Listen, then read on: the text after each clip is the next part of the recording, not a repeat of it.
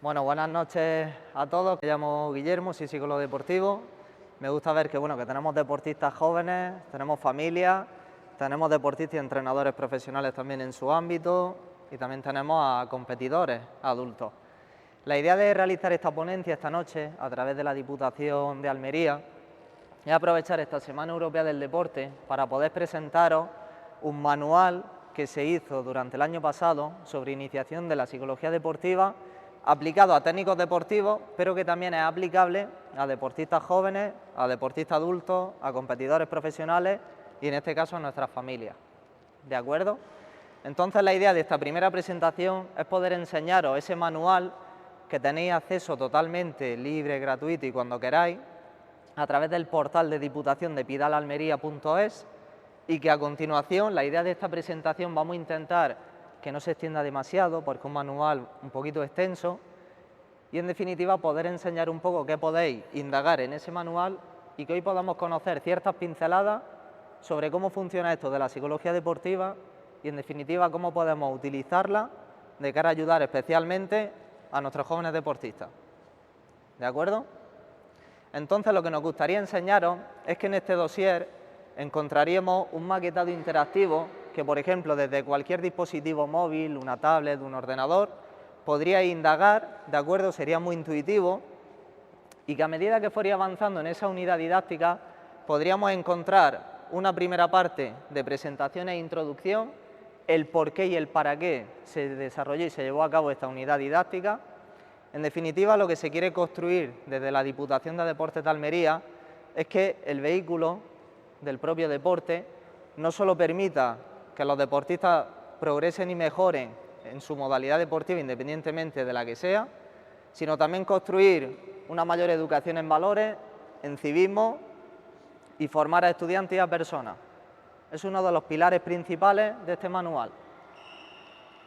Posteriormente podríamos encontrar ese documento completo de la unidad y unos vídeos explicativos donde queríamos que cada persona, que cada receptor de este guía no solo pudiera consultar el documento, sino también un vídeo explicativo para poder asociar mejor esos conceptos.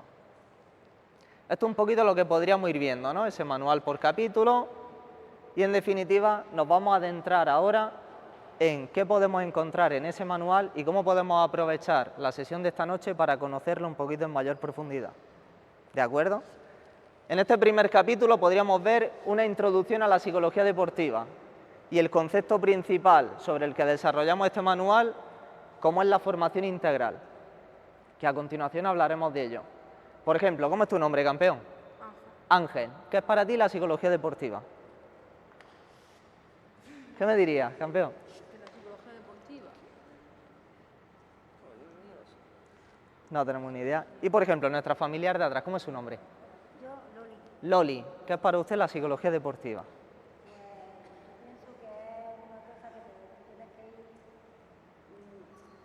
que es una cosa importante, que tienes que ir haciendo y te vas olvidando de otras cosas. O sea, que nos ayudaría quizás a tener un bienestar, ¿no?, en nuestras esferas de nuestra vida. Muy bien. Y por ejemplo, ¿cómo es tu nombre? Dani, Dani. ¿Qué es para ti la psicología deportiva, Dani? pues una ayuda a los deportistas. Una ayuda a los deportistas, ¿no? Tendríamos que sería una figura o una esfera que nos ayudaría a nuestro equilibrio emocional y que ayuda a los deportistas. Hoy vamos a aprender qué es la psicología deportiva, chicos. Mirad, la psicología del deporte muchas veces lo hemos asociado al alto rendimiento deportivo, pero esto sería una parte. Evidentemente los deportistas de élite trabajan con los psicólogos deportivos para que su rendimiento sea el óptimo y acercarse a esos objetivos que se propongan. Pero también podemos aprovechar la psicología del deporte para formar a jóvenes deportistas, para ayudar no solo a jóvenes deportistas, sino a adultos a desarrollar sus objetivos de mejora y mejorar su calidad de vida. Podemos utilizar la psicología del deporte para trabajar con estudiantes, ya que muchas veces situaciones que encontramos en el estudio, de estrés, depresión, de dificultad, se extrapolan al deporte y a la vida personal. Y también se utiliza, por ejemplo, en el ámbito empresarial, en artes escénicas, en la música, etc. La psicología del deporte tiene un abanico mucho más amplio y lo bueno es que en esta sala combinamos un poco todo. Tenemos deportistas jóvenes, familias, deportistas profesionales y adultos. Y todo ello se puede aplicar en cada caso concreto. ¿qué podríamos ver? El rol que desempeña el psicólogo deportivo. Por ejemplo, a la izquierda de la imagen, ese señor de ahí, que se llama Joaquín Valdés, es psicólogo deportivo que ha acompañado a Luis Enrique no solo en su experiencia en la selección nacional, sino en equipos como el Fútbol Club Barcelona, la Roma, etc. Y este hombre lo que le preguntaba a sus deportistas era, por ejemplo, Dani, ¿por qué la esfera física es fundamental para el deporte? ¿Por qué la qué? La esfera física. Una buena condición física básica para poder competir, básicamente. Todo el mundo sabe que si cuidamos la fuerza, la resistencia, la alimentación, el descanso, vamos a tener un mejor rendimiento. ¿Sí o no, chicos? Entonces este señor, lo mismo que le decía eso a sus deportistas, le decía, y si todo el mundo sabe que cuidar la esfera física es fundamental, ¿por qué no cuidamos esto de aquí? La motivación, la autoconfianza, la gestión emocional del estrés, la concentración, todo esto. Cómo establecer objetivos y no generar expectativas. Pues el rol del psicólogo deportivo se basa en ayudar a entidades deportivas, a personas individualmente, en desarrollar sus objetivos. Y en este caso aquí podríamos verlo. Si habláramos de deportistas jóvenes, a través de la modalidad deportiva que hagan, por ejemplo, de esta fila, ¿qué deporte hacéis? Fútbol. Todo fútbol, ¿no? Sí. A través de la práctica deportiva, nuestros chicos de fútbol trabajan el componente físico, velocidad, fuerza, resistencia, agilidad, coordinación. Trabajáis el componente técnico, el regate, control orientado, sistemas tácticos. Pero ¿sabéis lo que sucede, chicos? Que si dividimos ese diagrama en un 100%, alguien de matemáticas, ¿cómo es tu nombre, campeón? Juan. Si lo dividimos en un 100%, ¿qué crees que nos falta ahí, Juan? Tenemos el componente físico, el técnico y el táctico. Nos falta una. ¿Alguien le echaría una mano a Juan? Nuestra fila del fondo. ¿Cómo es tu nombre? La que mira hacia los lados. Componente psicológico, muy bien. Aquí lo tendríamos, chicos. A esta esfera normalmente no se le da la importancia necesaria y nosotros hoy queremos aprender a cómo trabajarla. ¿De acuerdo? Mirad, el motivo de esta presentación se va a basar continuamente en incentivaros a los jóvenes, a los adultos, a los deportistas profesionales, a nuestras familias, cómo podemos aprovechar oportunidades para que, como bien decía Loli, mejorar la calidad de vida diaria y mejorar nuestro rendimiento deportivo y mejorar nuestra formación. Cada día tenemos oportunidades de mejorar y si somos técnicos deportivos tenemos oportunidades de ayudar a nuestros jóvenes a que mejoren. Y es una responsabilidad que tenemos. Aquí tendríamos el eje de esta manual. Evidentemente, la figura de la familia y de los entrenadores es fundamental para que los verdaderos protagonistas de todo esto, si hablamos del deporte formativo y base, puedan beneficiarse de todo esto, que son ellos. ¿Qué sucede? Que en este primer capítulo especificamos las funciones que tienen la familia y los entrenadores en este proceso, a los cuales les comenzamos hablando de este primer concepto de aquí. Tenemos que centrarnos en lo que podemos controlar. Por ejemplo, ¿cómo es su nombre? María Isabel. Maribel. ¿Qué deporte te gusta hacer? ¿Qué suele hacer habitualmente, Maribel? Yo hago poco deporte. Por ejemplo. Como Mantenimiento. Y para cuidar esa rodilla, ¿no? Imagino. Maribel, por ejemplo, hace mantenimiento. En este caso tenemos que enseñarle a Maribel, a los chicos y a nuestros adultos. Maribel, tenemos que intentar centrarnos en lo que tú puedes controlar, en lo que depende de ti. ¿Por qué? Porque Maribel no puede controlar si llega esta noche y su dolor de la rodilla se acentúa. Si, por ejemplo, tiene una dificultad en casa, si en el trabajo tiene dificultades, si nuestra familia. Lo que sí puede controlar Maribel es cómo ella trabaja internamente en cómo gestionar eso. Que tenga herramientas, cómo lo enfoca, su motivación diaria por venir a entrenar y seguir cuidándose, por escuchar a sus técnicos deportivos o a su entrenador y ser disciplinada. Eso sí depende de Maribel. Chicos, vosotros no podéis controlar si el árbitro pita una falta o no la pita, si el entrenador me pone a jugar o no. Lo que sí depende de vosotros es que sigáis trabajando y sigáis esforzando en seguir mejorando. Lo mismo que los adultos. Y esto muchas veces de aquí lo pasamos por encima. pero el primer concepto es centrarse en lo que podéis controlar. En este caso, si hablamos desde la postura de una entrenadora, por ejemplo, Lucía, ¿no? Gimnasia rítmica, Lucía no puede controlar si en este caso sus deportistas la escuchan más, la escuchan menos, le sale mejor esas figuras que ella les proponga, pero lo que sí puede controlar es cómo le habla, cómo las trata, cómo le enseña y cómo las dirige. Y este es el primer paso. Lo mismo que podríamos ver en este manual, el rol que desempeña la familia en este proceso. El rol de la familia en el proceso formativo es fundamental. Y si hablamos de los entrenadores y los técnicos deportivos, es fundamental que entendamos que tenemos que hacerle partícipes de este proceso. Culturalmente hemos entendido de que los entrenadores, cuanto más lejos está la familia, mejor. Como si no molestara, como si el tema no fuera con ellos. Y en este manual se explica todo lo contrario. Es fundamental que a la familia se le asesore y se le oriente sobre cómo pueden contribuir a ayudar al deporte de su hijo.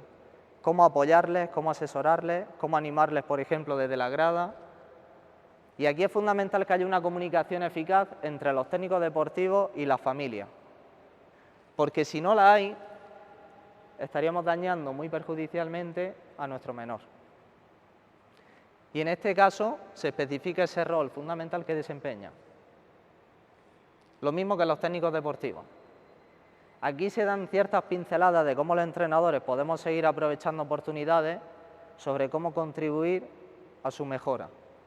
Por ejemplo, muchas veces queremos tratar a nuestros jóvenes como si fueran deportistas profesionales, les exigimos un rendimiento o un nivel que quizás no acorde a sus posibilidades reales todavía. Muchas veces actuamos sin predicar con el ejemplo, que es uno de los conceptos que veremos a continuación. No autocontrolamos quizás nuestras emociones y lo frustramos con ello. Y aquí se dan ciertas pinceladas sobre cómo regular eso. Transmitir entusiasmo, pasión, confianza. Cada día tenéis oportunidades de ello.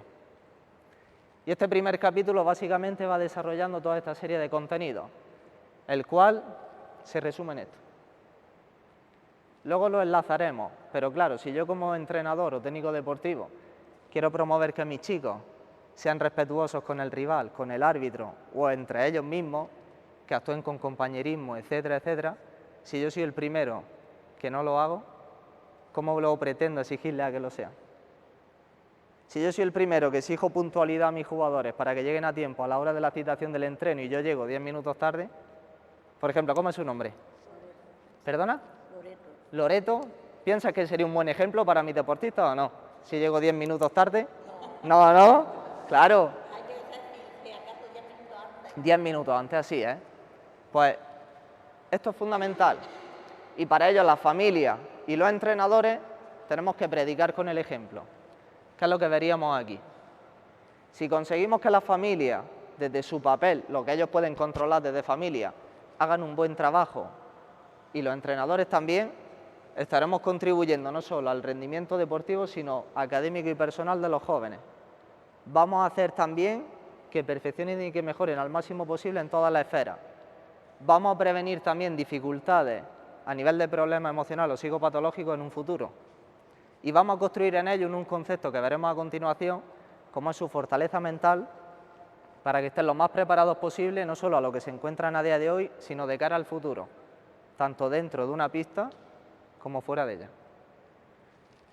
Ese es el principal objetivo de lo que queremos prevenir, que a medida que nuestros deportistas avancen en edad, que no se quemen y que sigan haciendo deporte, que si algún día cambian o dejan el deporte, que sea porque ellos deciden, porque tienen otra serie de objetivos de alicientes, no porque terminen quemados por el deporte que llevan haciendo durante toda su vida.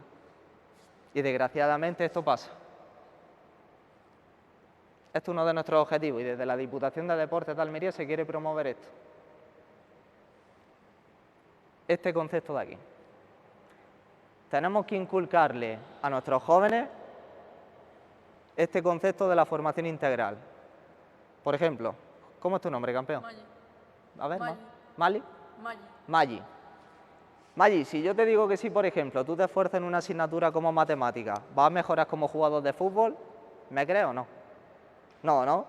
No tiene sentido. ¿Qué tienen que ver las matemáticas con el fútbol? Ninguno. ¿Sí o no? Por ejemplo, mi familia de atrás, ¿cómo es su nombre? Elvira. Elvira. ¿Usted qué pensaría, Elvira? Elvira diría que sí. ¿Sí? Y a ver, ¿cómo es tu nombre? Conchi. ¿Tú qué me dirías, Conchi? Que no. ¿Sabéis lo que sucede? Que tenemos la oportunidad de que nuestros jóvenes aprendan que si mejoran en una esfera como son los estudios, mejorarán en la esfera deportiva. Y lo veremos a continuación, Maggi.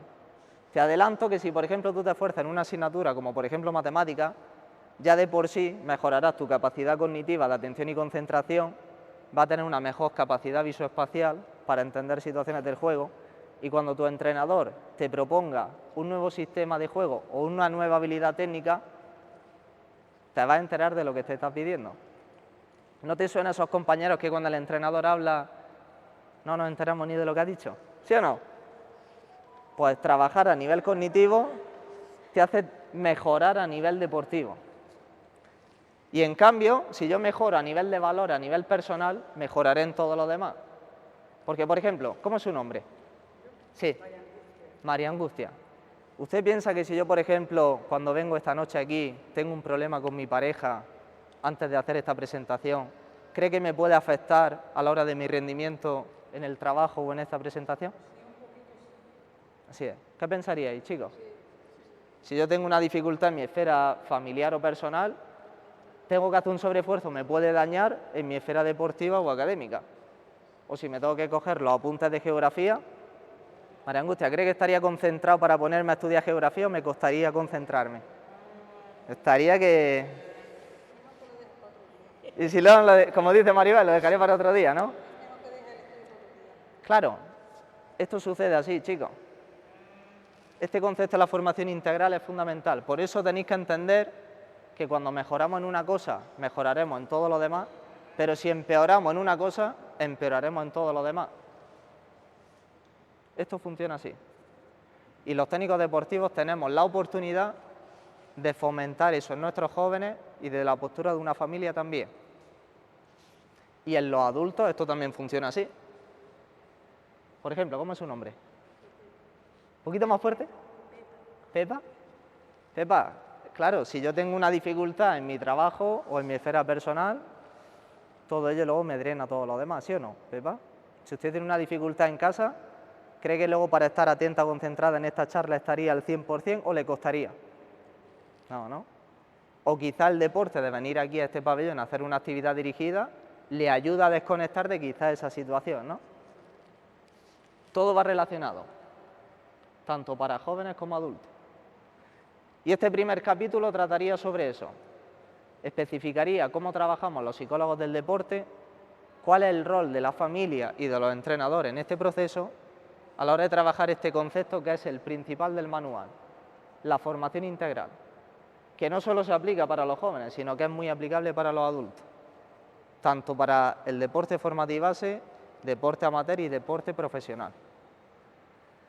Ahora bien, ¿qué podríamos ver en el segundo capítulo? Ya comenzamos un poco a sacarle un poquito la chicha a todo esto. En este segundo capítulo hablamos de ese concepto de formación integral, especificando qué valores podemos trabajar a través del deporte, cómo los estudios nos van a ayudar a ser mejores deportistas y cómo aprender a establecer objetivos. Esto es fundamental.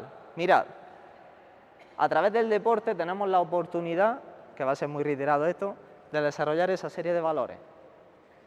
Hablamos de la capacidad de respeto, la capacidad de compromiso. A día de hoy cuesta cada vez más encontrar deportistas o jóvenes que acepten compromisos tanto consigo mismo como con los demás. Por ejemplo, Juan. Yo ahora le pregunto a Juan, tú imagínate que tenemos que entrenar lunes, miércoles y viernes. Si llega el miércoles y no me apetece venir a entrenar porque estoy cansado y me quedo tumbado en la casa con la Play, ¿piensas que sería comprometido o no? ¿Por qué? Porque estás comprometido ya te apuntas y tú no puedes faltar. Perfecto, Juan. ¿Sabéis lo que sucede? Que si no es por una causa justificada, por lesión, por enfermedad o por estudio, y no se lo comunico a mi entrenador, dejo de tener el compromiso conmigo mismo, con el que me comprometí a inicio de temporada, y con respecto a mis compañeros. Y el deporte nos da esa serie de oportunidades. Lo mismo también que el concepto de la perseverancia. Por ejemplo, ¿alguien me diría de vosotros qué es la perseverancia? ¿Qué es para ti, Dani, la perseverancia? Ser constante. Ser constante. Y si vienen dificultades, Dani, ¿nos rendimos o no nos rendimos? El deporte nos da la oportunidad de ser perseverantes, de no rendirnos ante las dificultades. Yo ahora os pongo un ejemplo. Tenía una compañera que a través de su experiencia en el taekwondo aprendió a desarrollar ese valor de la perseverancia. Y cuando era adulta y se tuvo que preparar una oposición de magisterio, cuando vinieron las dificultades y no aprobó a la primera, en lugar de dejar la oposición, siguió intentándolo. Ese valor de ahí le permitió que a la tercera oportunidad se sacara la plaza. Oportunidades. Lo mismo que la asertividad. ¿Alguien de esta sala sabe lo que es la asertividad? ¿Os suena? Por ejemplo, ¿cómo es tu nombre? Elena. Imaginaros que yo entro por esa puerta, ¿no? Llego aquí con Elena. ¿Qué modalidad hace Elena? Gimnasia rítmica. Y Elena es una deportista mía. Yo soy tu entrenador. Hay una figura o el desplazamiento por el tapiz, no me ha gustado cómo lo ha hecho. Y llego aquí de malas maneras, chillándole a Elena, le digo de todo, es que fíjate que no te enteras, que esto, y te lo he dicho 1000 veces, ¡buah! He hecho, vamos, un bruto. O tengo la oportunidad de entrar por esa puerta, me planto frente a Elena y con el tono con el que estoy hablando ahora le digo, mira Elena, vamos a intentar hacer esto así, de esta manera, por este motivo. He visto que te está costando este detalle, o que no estás concentrada, atenta cuando estoy explicando a ti y a tus dos compañeras el tipo de desplazamiento que quiero del tapiz o la figura que quiero. Elena, ¿a ti te llega el mensaje de la misma manera? ¿Por qué? Cuando viene de forma agresiva y no de forma asertiva, yo me voy a tomar como... me va a sentar mal. Te sentaría mal, podríamos tener un conflicto, le estaría haciendo daño. El próximo día cuando venga el entrenamiento no me vendría con la misma cara y con la misma ganas de entrenar. Estaría dañando tu motivación diaria, ¿no? Por venir, o tu ilusión por venir a hacer gimnasia rítmica. Fijaros una simple conversación. Ser asertivo, chicos, es como yo expreso lo que pienso y lo que siento de una manera educada, correcta. Y cada día tenéis, lo que estamos diciendo constantemente, posibilidades de cómo trataros de manera asertiva entre vosotros, de cómo los técnicos deportivos tratan de manera asertiva y vosotros, con vuestras respectivas familias y con vuestros entrenadores, ser asertivos. Entonces el deporte nos da todo esto. La asertividad es una cualidad muy importante, chicos. Y de esto también se habla. Ahora bien, todo eso se resume en ese concepto de ahí. La actitud con C y la actitud con P. ¿Alguien podría decirme la diferencia? A ver, dime, Lucía.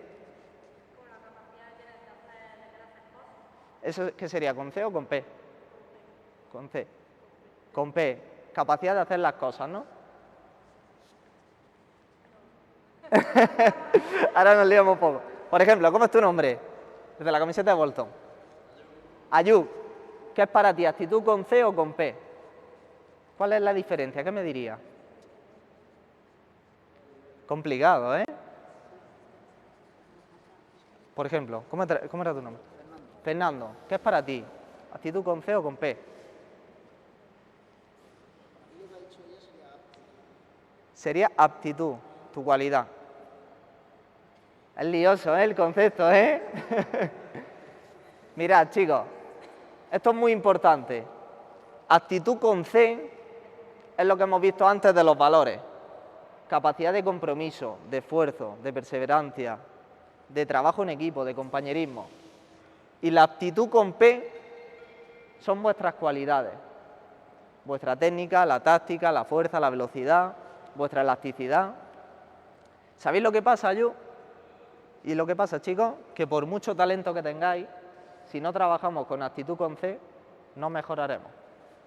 ¿No suena muchas veces deportistas que cuando son jóvenes dicen, es que fíjate qué bueno era, qué talento tenía, pero luego no le gustaba entrenar, no le gustaba cuidarse, no quería trabajar en equipo y quizás no han desarrollado todo ese potencial que tenían? Entonces, para que vosotros mejoréis todo lo posible la actitud con P, tiene que ir de la mano de la actitud con C, con los valores. Lo mismo que con el tema de los estudios. Me decía, claro, ¿cómo nos sirve estudiar matemáticas para mejorar en el deporte? Aquí tenemos muchos argumentos.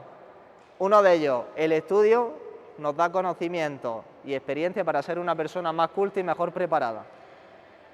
Lo segundo, nos permite tener vínculos más allá del deporte. Nos ayuda a mejorar también en el plano deportivo, trabajamos a nivel cognitivo. Todo esto se va desarrollando en la unidad. Cómo los estudios nos ayudan a ser mejores jugadores o mejores deportistas. Y los entrenadores deportivos y la familia tenemos que intentar aprovechar esas oportunidades para incentivar a que nuestros jóvenes se formen. Porque claro, Fernando, ¿qué nos gusta más? ¿Jugar o competir los sábados o estudiar historia?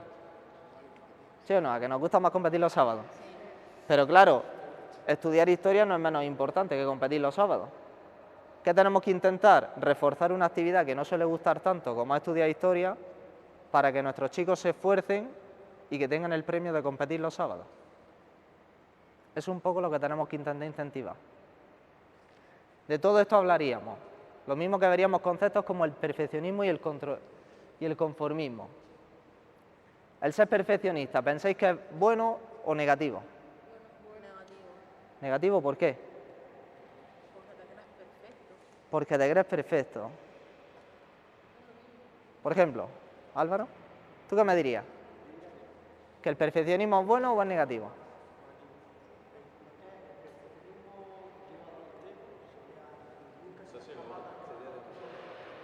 Llevado al extremo sería negativo.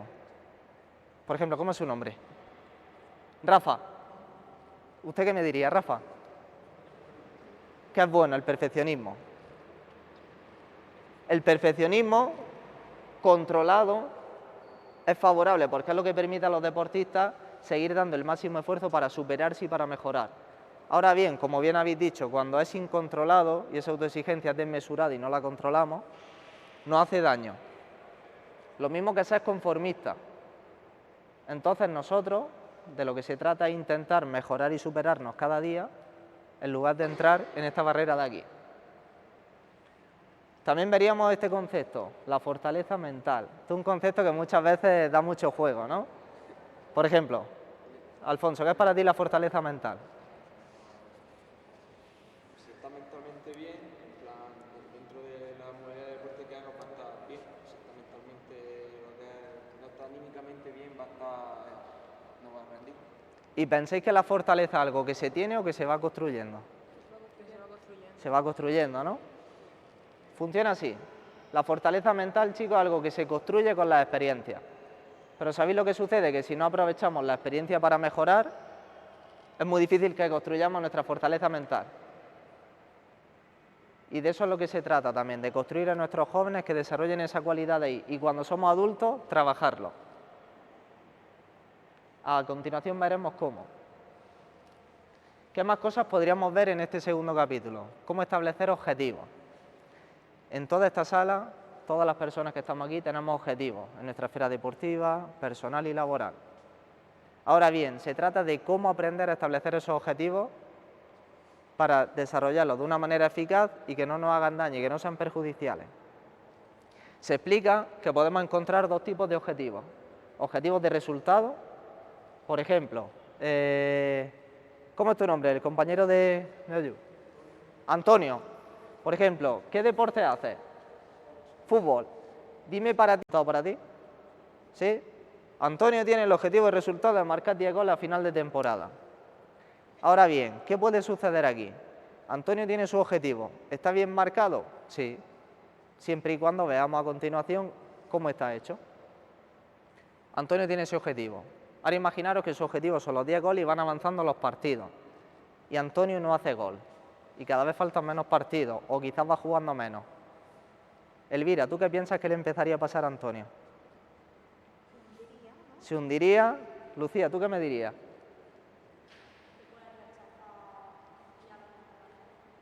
¿Sí? Maribel, ¿tú qué me dirías? ¿Cómo se empezaría a sentir Antonio cuando pasan los partidos y no mete goles? Se viene abajo un poquito rápido. Se viene abajo. Se viene abajo completamente. ¿Mar? Desmotivación. ¿Cómo te sientes? Y Rafa dice que podríamos seguir luchando para desarrollar el objetivo. Depende de la jornada. Claro. Antonio, ¿tú cómo te irías sintiendo? Desmotivado. ¿Sabéis por qué? Porque Antonio, como se ha focalizado en un resultado, sin darnos cuenta, está trabajando con expectativas. Porque, Antonio, ¿depende de ti al 100% marcar 10 goles a final de temporada?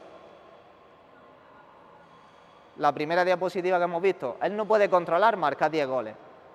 No depende 100% de él. Hay un rival, hay un esférico en juego, decisiones del árbitro, decisiones de su entrenador. ¿Qué tiene que trabajar? Con objetivos.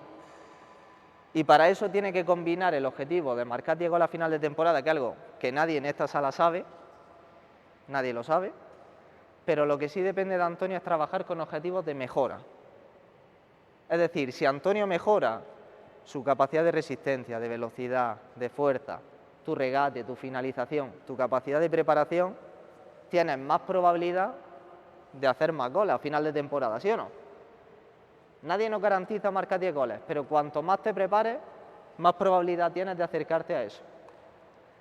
Y esto es lo que se desarrolla en este capítulo, de trabajar con valores también, como decía Rafa, de no rendirte cuando vengan dificultades, cuando seas perseverante.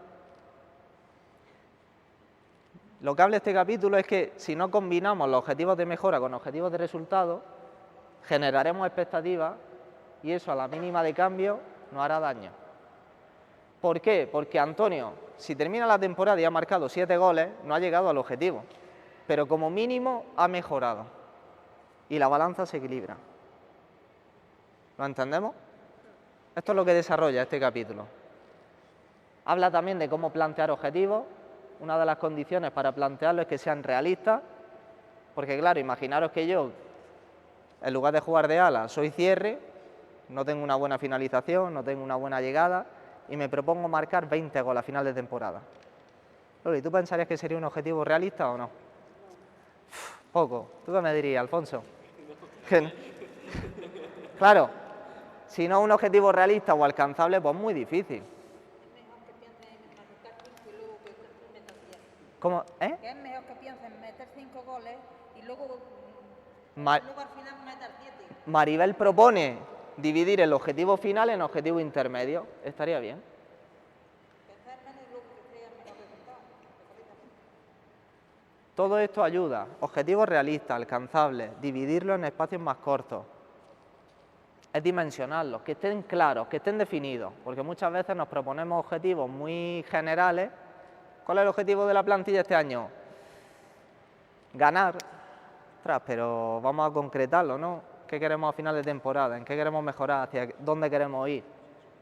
Por ejemplo, tanto Rafa como Mar, si los objetivos no están definidos y son muy generales, no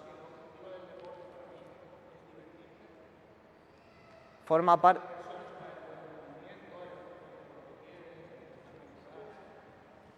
Esos serían los objetivos de mejora.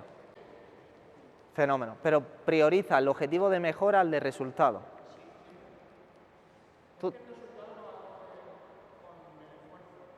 Muchas veces no lo refleja. Porque no podemos controlarlo. Tú puedes hacer una muy buena preparación. Aquí hablaríamos del... Exacto. Ahí es cuando hablaríamos de la actitud con C.